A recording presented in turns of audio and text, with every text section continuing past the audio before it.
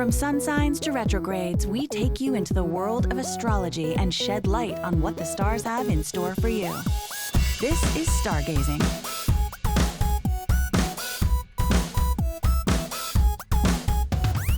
It's time to start expanding your horizons. For the next full year, Jupiter has moved home to Sagittarius, the sign of traveling and adventure. So whether you're thinking of traveling, starting a new job, or diving back into school, the next 12 months are all about self-exploration. So tell me, where are you thinking of going next? Did you know, like people, that cities have birth dates and birth charts? And cities also take on the personality of their sun signs. New York is a Capricorn. In astrology, Capricorn is known for putting a lot of hard work and commitment in order to materialize wealth and success. Not only is New York a financial hub, but it takes a lot of commitment and dedication to really make it. Los Angeles is an Aries. Aries is known for its active, adventurous nature. In LA, not only are they always on the go through tourism and fitness, it's also an entertainment hub, which matches Aries' on-the-go energy.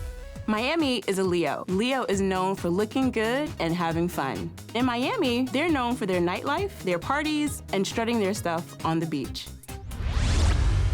In astrology, there's a lot of places that we look to for understanding how we learn and what we learn. And one of the planets that governs learning is Jupiter. In 2019, the planet Jupiter will be in the sign of Sagittarius. This is a very happy place for Jupiter to be, and what it represents is an excellent time for learning and growing. This is a period where we can expand into topics that we've really wanted to learn about. The only word of warning that I'll give you is to make sure that you don't pile too much information on top of itself so that you can't have time to assess and synthesize it.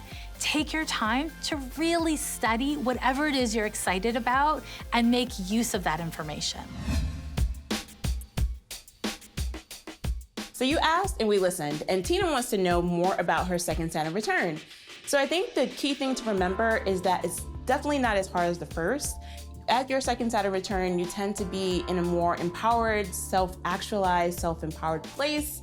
And so it's really about being open to the next big chapter of your life and not being scared of the adventure.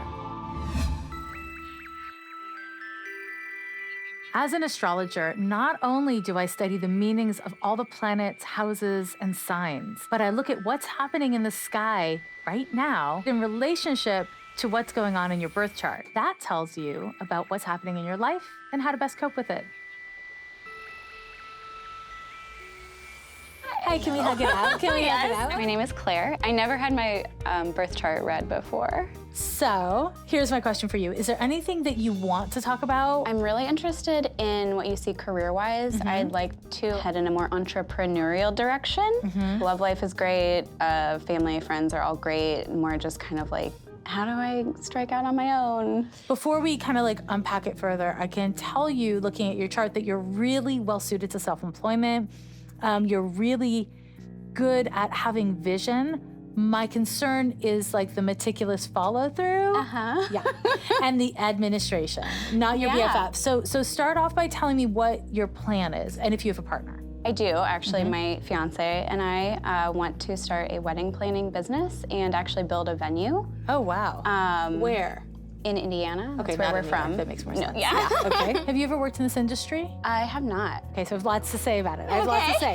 So first of all, you've Jupiter in the 9th house, which is excellent for event planning or any kind of like pulling off big picture vision, right? Okay. Your ideas, and you're really good at creating events or experiences that are really like personal or heartfelt. That's kind of your move, right? Yes, so yay for that. You're well suited to self-employment because you don't love authority figures and bosses, because you have lots of ideas, and because you're willing to work a stupid amount of hours to get something done. So the but is you are really bored by details, like super distractedly bored by details, and there's like a couple things that I see is gonna be stumbling blocks for you. One is that you are going through a series of Neptune transits, which unfortunately is not great for industry because you tend to have an amazing idea that is hard to execute in terms of the details. The kind of glamorous part of this job, easy for you. Like hard work, but easy for you. Right. I would say cut your big picture vision into lots of like storyboard it. Have you ever storyboarded something? Okay, good. Okay, good. So storyboard out your vision of all the things you want to do, and then break it into kind of like bite-sized digestible pieces one by one, and negotiate with your partner what your roles will be short-term and long-term. Okay? Yeah. Because my sense is that you've both gotten really excited about the potential without fleshing out the details. Definitely. Wherein the devil lives. Yeah. I see really good potential here if you don't rush it. Okay. And if you don't go in blind. Okay. And that means doing things you really find uncomfortable, like planning, Yeah. boring, planning. I honestly would encourage you to take a business class. Okay.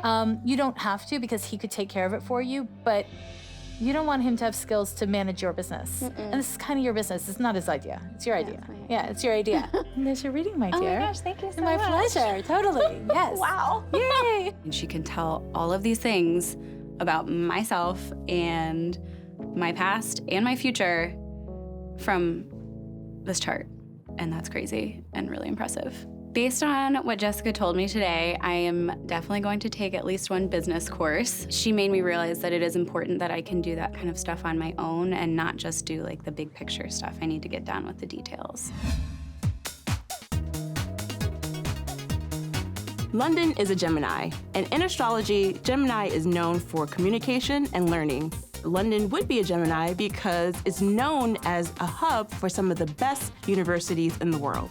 Paris is a Libra. Libra is known for romance, fashion, and beauty. Paris is also known as the city of love, a fashion epicenter, as well as a place of beauty. The next time you're planning a trip, maybe think about the zodiac sign you're traveling to. We're going to show you how to create your own incense to call Jupiter's inspiring influence.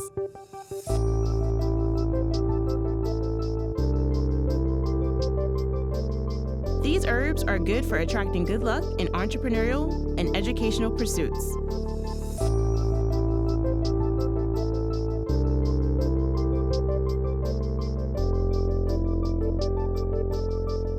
We add oils to the mix to help the incense burn. You can burn this incense next time you feel like taking a risk or trying out a new skill.